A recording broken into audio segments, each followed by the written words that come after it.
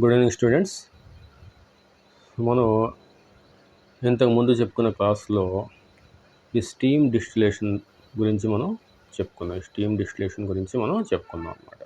Fractional distillation అంటే ఏంటి, steam distillation అంటే ఏంటి, ఇంకా డిస్టిలేషన్ అండర్ రెడ్యూస్డ్ ప్రెషర్ అంటే ఏంటి, అవన్నీ మనం ప్రీవియస్ వీడియోస్లో చెప్పుకున్నాము.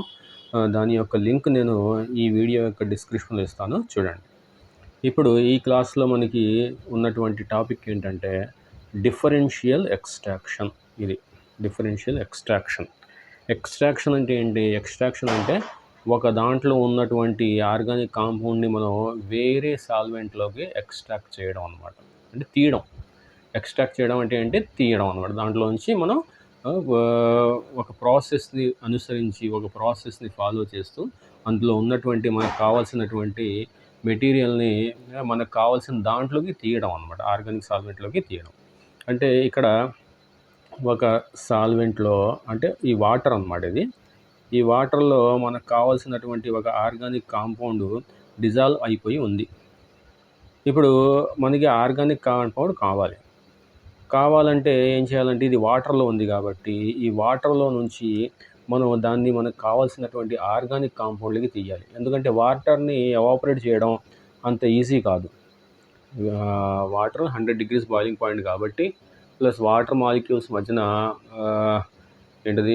హైడ్రోజన్ బాండింగ్ ఉంటుంది కాబట్టి అది ఈజీగా బాయిల్ అయిన 100 degrees దగ్గర బాయిల్ అయినప్పటికీ అది ఆ కాంపౌండ్ని ఆ టెంపరేచర్ దగ్గర పాడు చేసేస్తుంది అన్నమాట, డికంపోజ్ చేసేస్తుంది.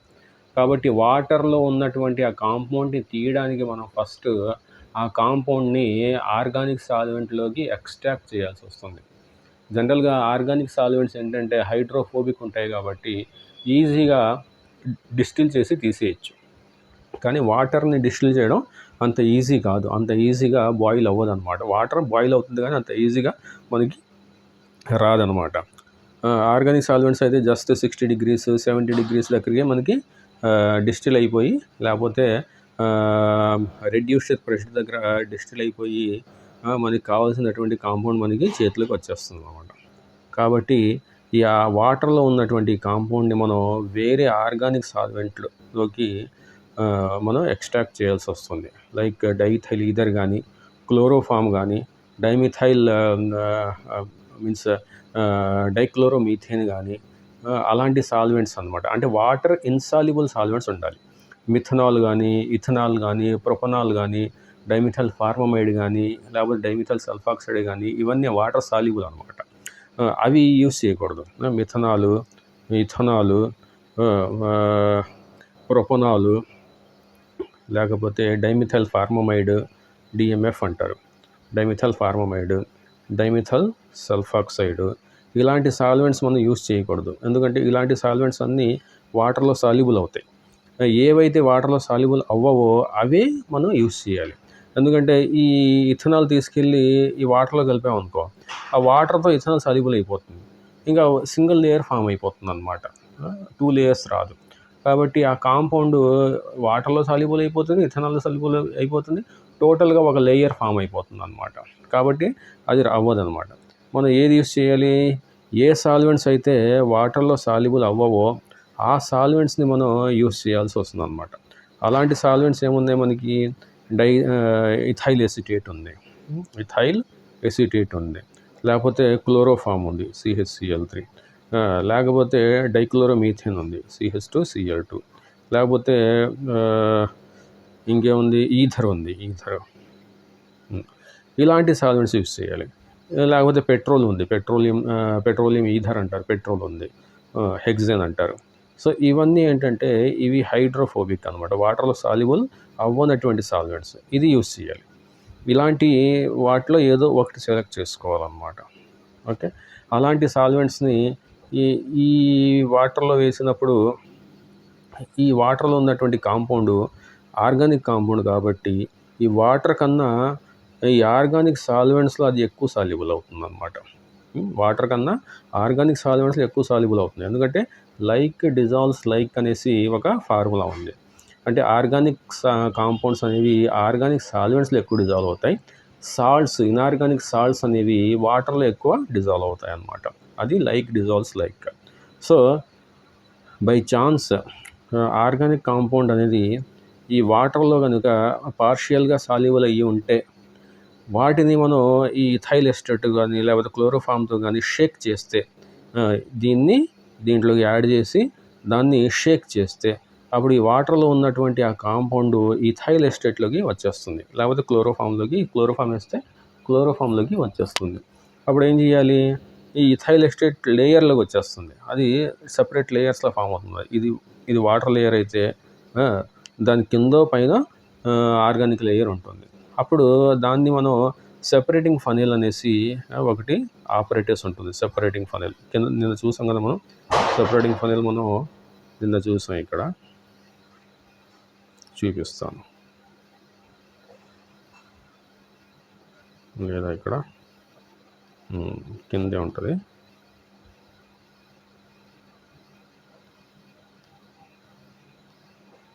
ఇది సెపరేటింగ్ ఫనెల్. అలా 2 లేయర్స్ వచ్చినటువంటి ఆ లిక్విడ్స్, 2 మిక్చర్ ఆఫ్ లిక్విడ్స్ని ఇలాంటి సెపరేటింగ్ ఫనెల్ అంటారు. దీంట్లో వేయాలి. ఇలా వేస్తే ఒక లేయర్ ఫస్ట్ మనం ఇది ఓపెన్ చేసి ఒక లేయర్ మనం కలెక్ట్ చేసుకోవచ్చు. మళ్ళీ ఇంకో కోనికల్లో ఈ లేయర్ మొత్తం అయిపోయిన తర్వాత ఇంకో కోనికల్లో ఈ లేయర్ కలెక్ట్ చేసుకోవచ్చు, ఇది ఓపెన్ చేసి క్లోజ్ చేసి. సో అలా అనమాట. వాడు ఏం చెప్పాడో మనం ఒకసారి చూద్దాం. ఎక్కడుంది అది?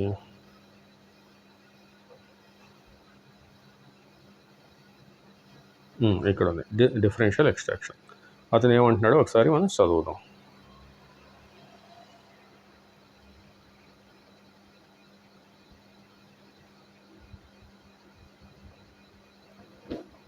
సో మనం చూసేది డిఫరెన్షియల్ ఎక్స్ట్రాక్షన్ ఇది. So when organic compound is present in aqueous medium, aqueous అంటే వాటర్, అదే అనమాట. Organic compound is present in water, ఈ ఆర్గానిక్ కాంపౌండ్ అనేది వాటర్లో ఉంది. It is separated by shaking with an organic solvent in which it is more soluble than in water.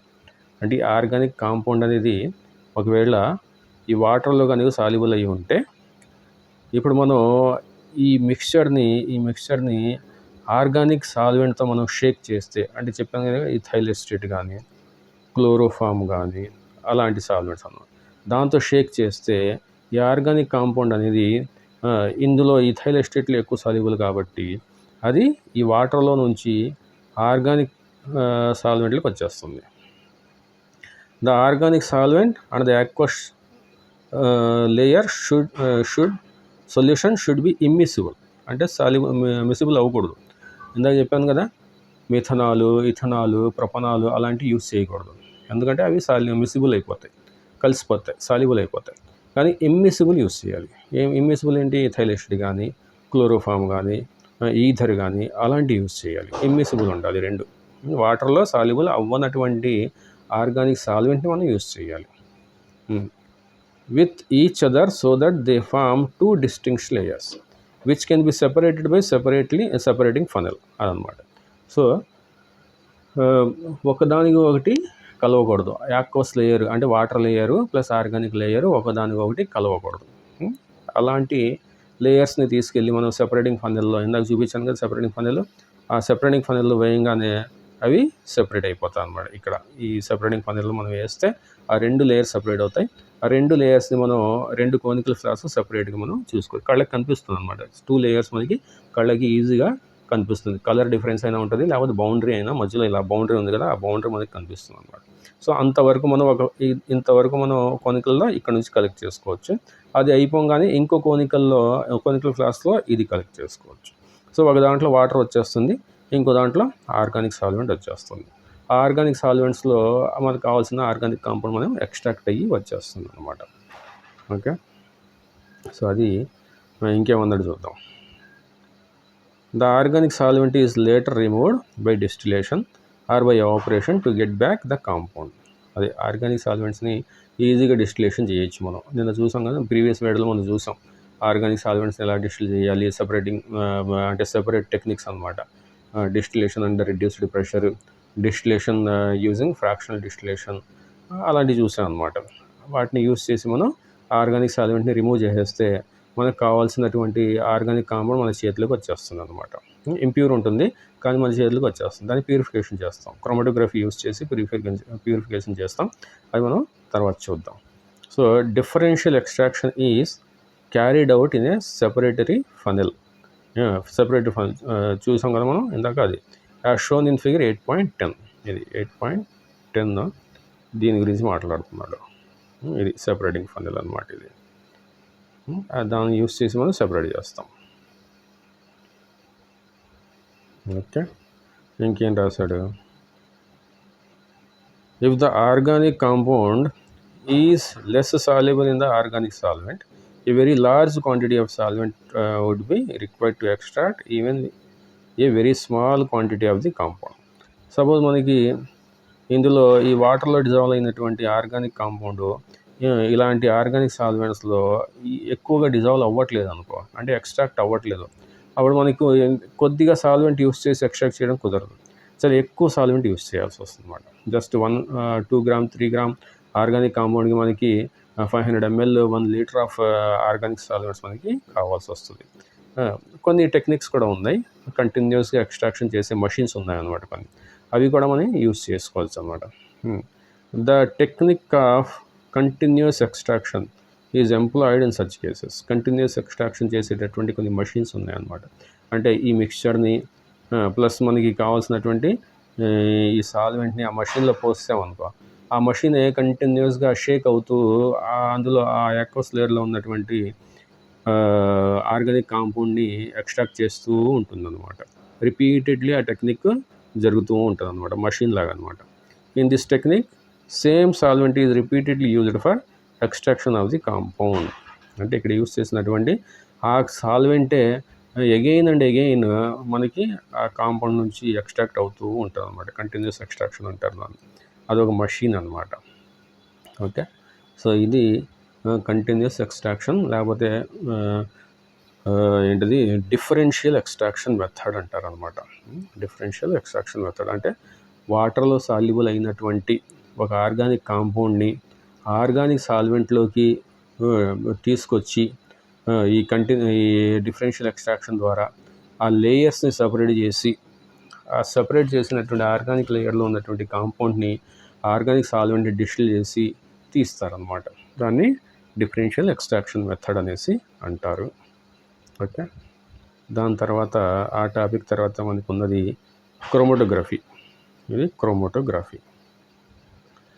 ఇప్పుడు మనకి ఈ డిఫరెన్షియల్ ఎక్స్ట్రాక్షన్ మెథడ్లో ఆర్గానిక్ సాల్వెంట్లో వచ్చినటువంటి కాంపౌండ్ని సాల్వెంట్ డిస్టిల్ చేసి మనం కొనికల్లో ఉన్నటువంటి సాల్వెంట్ని డిస్టిల్ చేస్తే వస్తుంది, క్రూడ్ కాంపౌండ్ వస్తుంది. క్రూడ్ కాంపౌండ్ అంటారు దాన్ని. అంటే మనం ఇక్కడ ఈ కోనికల్ ఫ్లాస్క్లో ఈ ఆర్గానిక్ సాల్వెంట్లో ఎక్స్ట్రాక్ట్ చేసినటువంటి కాంపౌండ్ ఉంది, ఇక్కడ డిజాల్వ్ అయిపోయి ఉంది.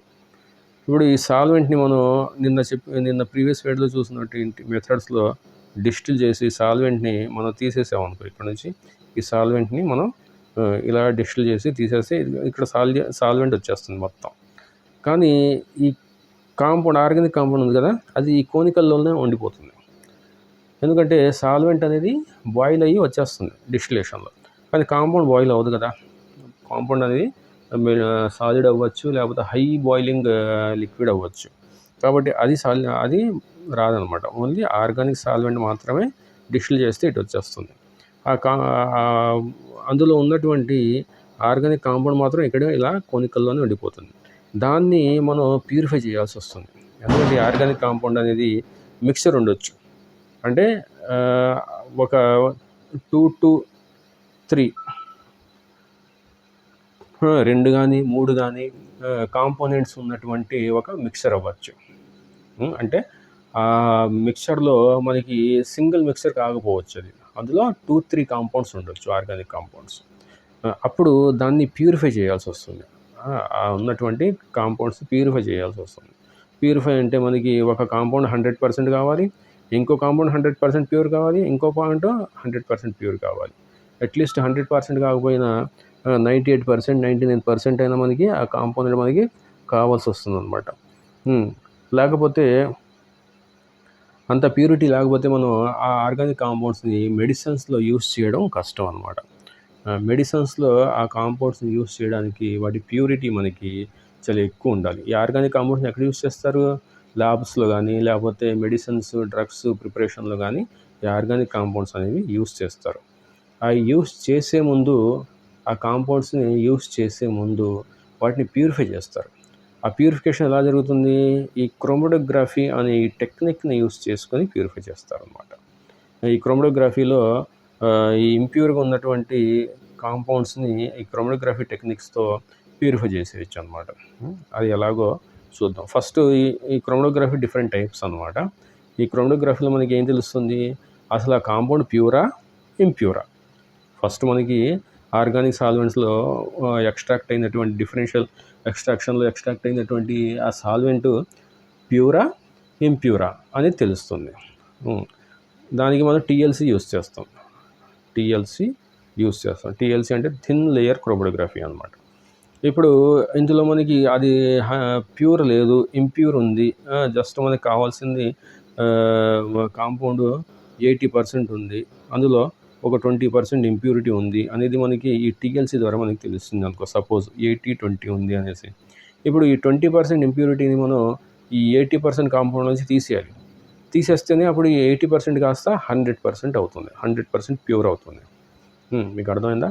సో ఎలాగంటే ఇప్పుడు మన డిఫరెన్షియల్ ఎక్స్ట్రాక్షన్లో మనకి ఆ కాంపౌండ్ వచ్చింది కదా, ఆ కాంపౌండ్ ప్యూర్ కాదు, అంటే సింగిల్ కాంపౌండ్ కాదు. సింగిల్ కాంపౌండ్ కాకపోతే ఇప్పుడు మనకి ఆ కాంపౌండ్ని మనం మెడిసిన్ ప్రిపరేషన్లో యూస్ చేయలేం. అప్పుడు మనం దాన్ని ఏం చేయాలి? ప్యూరిఫై చేయాలి. ప్యూరిఫై చేయడానికి మనం ఫస్ట్ ఆఫ్ ఆల్ అందులో ఉన్నటువంటి ఇంప్యూరిటీ ఎన్ని ఇంప్యూరిటీస్ ఉన్నాయో తెలుసుకోవాలి. అంటే ఇంప్యూరిటీ ఒకటే ఉందా, అందులో 2 ఇంప్యూరిటీస్ ఉన్నాయా, 3 ఇంప్యూరిటీస్ ఉన్నాయా అని మనం తెలుసుకోవాలి. అది తెలుసుకోవాలంటే మనకి టీఎల్సీ అనే టెక్నిక్ని యూస్ చేస్తారు. థిన్ లేయర్ క్రోమటోగ్రఫీ అంటారు. ముందు చెప్తాడు ఇది ఇందులో వస్తుంది, అది చూద్దాం. అలా మనకి ఆ మిక్స్చర్లో ఉన్నటువంటి నెంబర్ ఆఫ్ కాంపోనెంట్స్ మనకి టీఎల్సీ ద్వారా తెలుస్తుంది. తర్వాత ఇప్పుడు తెలిసిన తర్వాత దాన్ని ఏం చేయాలి? మనం ప్యూరిఫై చేయాలి. ప్యూరిఫికేషన్కి మనకి ఈ కాలం క్రోమటోగ్రఫీ అనేసి మనకి ఒకటి ఉంటుందండి. కాలం క్రోమటోగ్రఫీ. ఆ కాలం క్రోమటోగ్రఫీలో ఈ మిక్స్చర్ని కాలం క్రోమటోగ్రఫీలో మనం లోడ్ చేస్తే అప్పుడు దాన్ని ప్రాసెస్ అంటే ఎల్యూట్ చేస్తే అప్పుడు మనకి ఈ 80% సపరేట్గా కలెక్ట్ అవుతుంది, 20% సపరేట్గా కలెక్ట్ అవుతుంది. ఈ 80% సపరేట్గా కలెక్ట్ అయితే ఆ 80% మనకి కావాల్సిన మెటీరియల్ కాస్త 100% ప్యూర్గా వస్తుందన్నమాట. అట్లీస్ట్ 100% ప్యూర్గా రాకపోయినా మినిమం 98%, 97%, 99% మనకి ప్యూర్గా వస్తుందన్నమాట. సో ఆ విధంగా మనకి క్రోమటోగ్రఫీ చాలా యూస్ఫుల్ అనమాట. అన్ని ఫార్మస్యూటికల్ కంపెనీస్లో, ల్యాబొరేటరీస్లో, రీసెర్చ్ ఫీల్డ్స్లో ఈ క్రోమటోగ్రఫీ అనేది చాలా యూస్ చేస్తారనమాట. మెడిసినల్ ఫీల్డ్స్లో కూడా చాలా యూస్ చేస్తారన్నమాట క్రోమటోగ్రఫీ అనే ఈ టెక్నిక్. ఇప్పుడు చదువుదాం ఏమన్నాడో మనం ఇప్పుడు చదువుదాం. Okay. So chromatography is an important technique extensively used to separate mixtures into their components. అంటే మిక్స్చర్స్ని ఇక్కడ మిక్స్చర్స్ ఉంది అంటే ఒక మిక్చర్ ఉంది అంటే ఆ మిక్చర్లో మనకి ఒక 3 కాంపోనెంట్స్ ఉంది. 3 కాంపోనెంట్స్ అంటే మనకి మిక్సర్ అంటే ఏంటి? మిక్సర్ అంటే సపోజ్ మనం క్రూడ్గా చెప్పుకుంటే పంచదార ఉంది, బెల్లం ఉంది, ఇంకా ఇంకోటి మనం ఏదో ఒకటి వంటింట్లో ఉంది ఏదో ఒకటి, ఆ 3 కలిపితే మనకి ఒక మిక్స్చర్ వచ్చేస్తుంది. బెల్లం, పంచదార, పటికి బెల్లం అనుకుంటే ఈ 3 మనం వాటర్లో వేసేస్తే ఏమవుతుంది? అదొక సొల్యూషన్లో మిక్స్చర్ ఆఫ్ సొల్యూషన్లో వస్తుంది. కానీ మనకి ఏం కావాలి? పంచదార సపరేట్గా కావాలి, షుగర్ జాగరి బెల్లం సపరేట్గా కావాలి, ఇంకోటి ఏదో మనకి సపరేట్గా కావాలన్నమాట. సో ఇది సపరేట్గా కావాలి, ఇది సపరేట్గా కావాలి, ఇది సపరేట్గా కావాలి. ఈ మిక్స్చర్లో పంచదార 70% ఉందనుకో, బెల్లం 20% ఉందనుకో, ఇది ఇంకోటి 10% ఉందనుకో. ఇప్పుడు మనకి ఈ కాలం క్రోమటోగ్రఫీ అనేది యూస్ చేసి పంచదారని 70%ని 100% ప్యూర్గా తీయచ్చు, ఈ జాగరీని 100% ప్యూర్గా తీయచ్చు, ఈ ఇంకో దాన్ని 100% ప్యూర్గా తీయచ్చు అనమాట. సో అలా ఈ మిక్స్చర్ని మనం సెపరేట్ కాంపోనెంట్స్గా, అంటే షుగర్ ఒక కాంపోనెంట్, బెల్లం ఒక కాంపోనెంట్, ఈ పటిక బెల్లం ఒక కాంపోనెంట్. సో ఇలా కాంపోనెంట్స్ అనమాట. కాంపోనెంట్ అంటే సెపరేట్, మిక్స్చర్ అంటే ఈ మూడు కలిపితే మిక్స్చర్ అనమాట. అలా ఓకే. ఇప్పుడు చూద్దాం ఏం రాశాడో చూద్దాం. So chromatography is an important technique extensively used to separate mixtures into their components. అది మనం ఇప్పుడు మిక్సర్ని పంచదార ఒక కాంపోనెంట్ కింద, బెల్లం ఒక కాంపోనెంట్ కింద మనం సెపరేట్ చేసాం కదా, అలా అనమాట. Separate mixtures into there components. అంటే క్రోమటోగ్రఫీ అనే టెక్నిక్ని ఎక్కువగా ఎందుకు యూజ్ చేస్తారంటే మిక్స్చర్స్ని సెపరేట్ చేయడానికి, కాంపోనెంట్స్ కింద సెపరేట్ చేయడానికి యూజ్ చేస్తారు అంటున్నాడు. ప్యూరిఫై కాంపౌండ్స్ అంటే ప్యూరిఫై చేసి సెపరేట్ చేయడానికి యూజ్ చేస్తాడు. And also to test the purity of the compounds. ఇందాక మనం టీఎల్సీ చెప్పుకున్నాం కదా, ఆ టీఎల్సీని మనం ఎన్ని కాంపోనెంట్స్ ఉన్నాయి దాంట్లో, అంటే అది ప్యూరా ఇంప్యూరా, 100% ప్యూర్గా ఉందా, 80% ప్యూర్గా ఉందా, 60% ప్యూర్గా ఉందా అనేది మనం ఈ క్రోమటోగ్రఫీ టెక్నిక్ని యూజ్ చేసి, అందులో మెయిన్గా టీఎల్సీని యూజ్ చేసి తెలుసుకోవచ్చు అనమాట. Okay. The name chromatography is based on the Greek word Croma. అంటే గ్రీక్లో క్రోమా అంటే కలర్, క్రోమా అంటే colour. Since the method was first used for the separation of coloured substances found in plants. అంటే plant నుండి మెడిసిన్స్ని extract చేసేవాళ్ళు. గ్రీక్లో plants నుంచి కొన్ని మెడిసిన్స్ని extract చేసేవారు. Extract చేసినటువంటి ఆ మెడిసిన్స్కి కలర్స్ ఉండేవి. ఆ కలర్స్ని సెపరేట్ చేయడానికి ఒక టెక్నిక్ని యూజ్ చేశారు. ఆ కలర్స్ కదా సెపరేట్ చేసేది, కాబట్టి ఆ టెక్నిక్ని క్రోమటోగ్రఫీ అని పేరు పెట్టారు. ఎందుకంటే క్రోమ్ అంటే కలర్ అనమాట. ఇప్పుడు వాళ్ళు కలర్స్ని సెపరేట్ చేస్తున్నారు కదా, కాబట్టి వాళ్ళు క్రోమటోగ్రఫీ అనేసి ఆ గ్రీక్ వాళ్ళు దాన్ని పేరు పెట్టారు అనమాట. యాక్చువల్గా అప్పుడు అది వాళ్ళు కలర్స్ కోసం కలర్డ్ కాంపౌండ్ సెపరేట్ చేయడానికి యూజ్ చేశారు. కానీ ఇప్పుడు అది జనరల్గా కలర్స్ మాత్రమే కాదు, ప్రతి టైప్ ఆఫ్ కాంపౌండ్కి కలర్ లేని కాంపౌండ్ కూడా సెపరేట్ చేయడానికి దాన్ని యూజ్ చేస్తారు అనమాట. Okay. In this technique, the mixture of substance is applied onto a stationary phase which may be solid or a liquid. Stationary phase అంటున్నాడు, దాని గురించి మనం డిస్కస్ చేద్దాం. స్టేషనరీ ఫేజ్ అంటే ఏంటి, మొబైల్ ఫేజ్ అంటే ఏంటి, సాల్వెంట్ ఫ్రంట్ అంటే ఏంటి, అదంతా మనం డిస్కస్ చేద్దాం. A pure solvent, a mixture of solvents or a gas is allowed to move slowly over the stationary phase. అంటే స్టేషనరీ ఫేజ్ మీదకి ఒక మొబైల్ ఫేజ్ని పంపిస్తారు. అది మొబైల్ ఫేజ్ అంటే ఏంటి, స్టేషనరీ ఫేజ్ అంటే చెప్తాను నేను. స్టేషనరీ ఫేజ్ పైన ఆ మిక్స్చర్ని అప్లై చేసి ఆ స్టేషనరీ ఫేజ్ పైకి మొబైల్ ఫేజ్ లిక్విడ్ని కానీ, ప్యూర్ సాల్వెంట్ని కానీ, లేకపోతే మిక్స్చర్ ఆఫ్ సాల్వెంట్స్ని కానీ, లేకపోతే ఒక గ్యాస్ని కానీ పంపిస్తారనమాట. To move slowly over the stationary phase. The components of the mixture get gradually separated from one another. The moving phase is called mobile phase. అలా అనమాట. సో ఏం చేస్తారంటే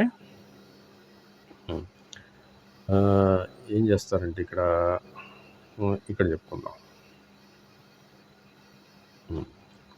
ఇక్కడ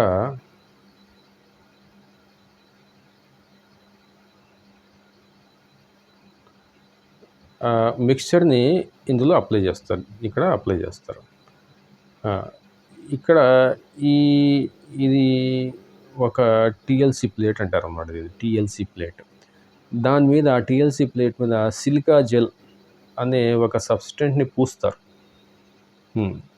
సో ఆ సిలికా జెల్ సబ్స్టెన్స్ని పూసి దానిపైన ఆ సిలికా జెల్ సబ్స్టెన్స్ మీద మనకి సెపరేట్ చేయాల్సినటువంటి ఆ మిక్స్చర్ని అడ్జార్బ్ చేస్తారు, అడ్జార్ప్షన్ అంటారు. సో ఆ ప్రాసెస్ మొత్తం మనం ఆ టీఎల్సీ గురించి చెప్పుకుందాం. స్టేషనరీ ఫేజ్ అంటే ఏంటంటే స్టేబుల్గా ఉండే ఫేజ్ అనమాట. మొబైల్ ఫేజ్ అంటే ఏంటంటే దీని మీద ఇలా ఈ స్టేషనరీ ఫేజ్ మీద ఇలా ప్రాసెస్ అవుతుంది అన్నమాట ఆ ఫేజ్, దాన్ని మొబైల్ ఫేజ్ అంటారు. అది సాల్వెంట్ అవ్వచ్చు, సింగిల్ సాల్వెంట్ అవ్వచ్చు, లేకపోతే మిక్సర్ ఆఫ్ సాల్వెంట్స్ అవ్వచ్చు, లేకపోతే గ్యాస్ అవ్వచ్చు అనమాట. జీసీ అంటారు, గ్యాస్ క్రోమటోగ్రఫీ అంటారు. అందులో గ్యాస్ యూస్ చేస్తారు. కాలం క్రోమటోగ్రఫీ అంటారు. అందులో సాల్వెంట్ లిక్విడ్ యూస్ చేస్తారు. అది సింగిల్ సాల్వెంట్ కావచ్చు, లేకపోతే మిక్చర్ ఆఫ్ సాల్వెంట్స్ కావచ్చు. అంటే సింగిల్ సాల్వెంట్ అంటే ఇథైల్ ఎస్టేట్ సింగిల్గా యూజ్ చేయొచ్చు, లేకపోతే ఇథైల్ ఎస్టేట్ ప్లస్ హెక్సేన్ మిక్చర్ని యూజ్ చేయొచ్చు, లేకపోతే క్లోరోఫామ్ ప్లస్ మిథనాల్ మిక్చర్ని యూజ్ చేయొచ్చు అనమాట. అదంతా ప్రాసెస్ మొత్తం నేను మీకు ఎక్స్ప్లెయిన్ చేస్తాను. స్లోగా మనం ఆ టాపిక్కి వచ్చినప్పుడు ఎక్స్ప్లెయిన్ చేస్తాను. సో మీరు గుర్తుపెట్టుకోవాల్సింది ఏంటంటే, ఇక్కడ ఈ స్టేషనరీ ఫేజ్ మీద ఆ ఆర్గానిక్ మిక్చర్ని పూస్తారు, లోడ్ చేస్తారనమాట. చేసి దానిపైకి ఈ మొబైల్ ఫేజ్ని పంపిస్తారనమాట. ఎల్యూషన్ అంటారు అన్నమాట, దాన్ని ఎల్యూట్ చేస్తారు. సో అప్పుడు ఈ స్టేషనరీ ఫేజ్ మీద మనం పూసినటువంటి మిక్చరు సెపరేట్ అవుతుంది. 1+1+1 ఇలా ఎన్ని కాంపౌండ్స్ ఉంటే అన్ని కాంపౌండ్స్ కదా అది విడిపోతుంది అనమాట. వాటిని మనం సెపరేట్గా కలెక్ట్ చేసుకుంటాం అన్నమాట. సో చూద్దాం, అది స్టేషనరీ ఫేజ్, ఇది మొబైల్ ఫేజ్. ఈ రెండింటిని గుర్తుపెట్టుకోండి. అక్కడ వచ్చినప్పుడు మనం దాన్ని డీటెయిల్గా డిస్కస్ చేద్దాం. తర్వాత ఏమంటున్నాడు, క్రోమటోగ్రఫీ అనేది based on the principle involved chromatography is classified into different categories. 2 types of chromatography ఉంటుంది అన్నమాట. క్రోమటోగ్రఫీ అనేది జనరల్గా 2 టైప్స్ అన్నమాట. ఒకటి adsorption chromatography, second one partition chromatography. ఈ అడిజార్ప్షన్ క్రోమటోగ్రఫీ అంటే ఏంటంటే, అందులో మనం చెప్పుకున్నటువంటి టీఎల్సి ప్లస్ కాలం క్రోమటోగ్రఫీ ఈ రెండు వస్తాయి. దాన్ని అడిజార్ప్షన్ క్రోమటోగ్రఫీ అంటారు. జీసీ కూడా అందులోకి వస్తుంది, గ్యాస్ క్రోమటోగ్రఫీ కూడా అందులోకి వస్తుంది. ఈ పార్టిషన్ క్రోమటోగ్రఫీ అంటే ఏంటంటే, పేపర్ క్రోమటోగ్రఫీ అనేసి మనకి ఒకటి ఉంది. అది పేపర్ మీద చేస్తారు. మంచి క్వాలిటీ ఉన్నటువంటి వాట్మెన్ ఫిల్టర్ పేపర్ అంటారు. ఆ వాట్మెన్ ఫిల్టర్ పేపర్ని యూస్ చేసి ఈ పార్టిషన్ క్రోమటోగ్రఫీ అనేది చేస్తారు. సో ఈ అడిజార్ప్షన్ క్రోమటోగ్రఫీ అనేది మనకి సిలికా జెల్ కానీ, లేకపోతే అల్యూమినా అనేటువంటి ఒక కాంపౌండ్ ఉంటుంది, అది యూస్ చేసి కానీ చేస్తారనమాట. సో అవి ఎలా చేస్తారు, వాటిలో టెక్నిక్స్ ఏంటి, వాటిలో డిఫరెంట్ టైప్స్ ఏంటి, అవన్నీ మనం నెక్స్ట్ వీడియోలో చూద్దాం.